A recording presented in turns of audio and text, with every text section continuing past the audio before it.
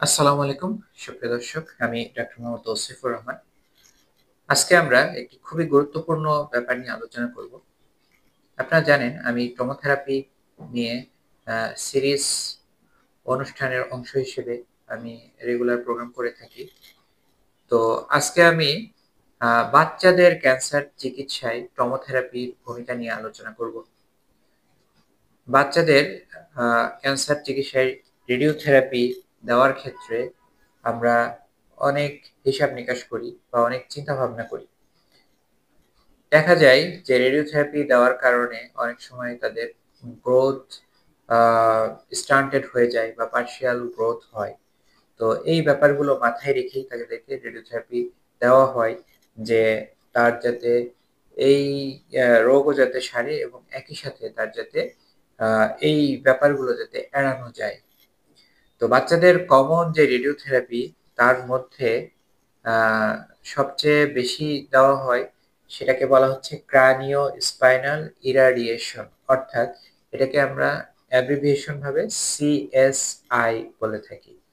তো CSI radiotherapy যখন দেওয়া হয় তখন একটা বাচ্চার মাথা থেকে মেরুদণ্ডের নিচের অংশ পর্যন্ত টোটাল মেরুদণ্ড এবং মাথা পুরোটাই তাকে রেডিওথেরাপি দেওয়ার প্রয়োজন হয়।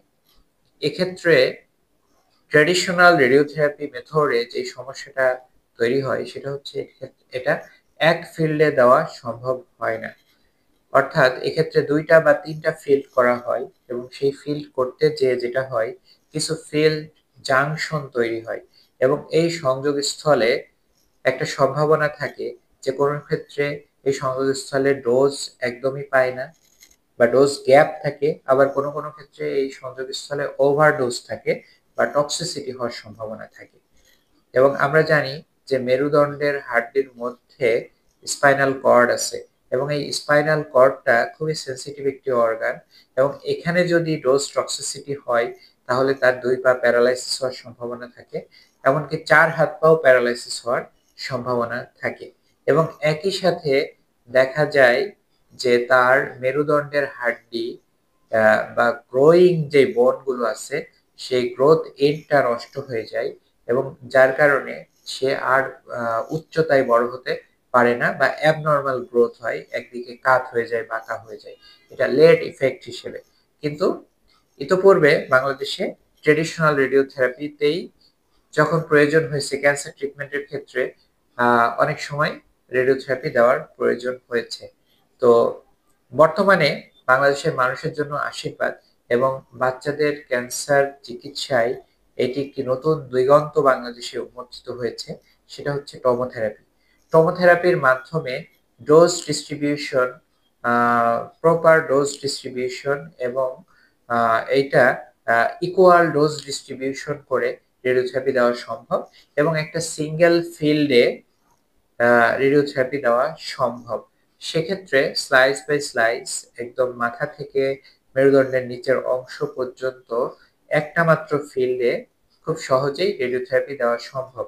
এক্ষেত্রে যেই ফিল্ড জাংশনের ব্যাপারগুলো আর থাকছে না এবং আ আমরা জানি যে মাথার থেকে পা যদি এত বড় যদি ফিল্ড যদি নিয়ে রেডিওথেরাপি দেওয়ার প্রয়োজন হয়, তাহলে সেক্ষেত্রে তার বডির সমস্ত অর্গানই তার অর্গান এট রিস্ক এর মধ্যে পড়ে যায়। অর্থাৎ সমস্ত অর্গানেই তার রেডিওথেরাপি ডোজের পার্শ্ব প্রতিক্রিয়া হওয়ার একটি সম্ভাবনা থেকে যায়।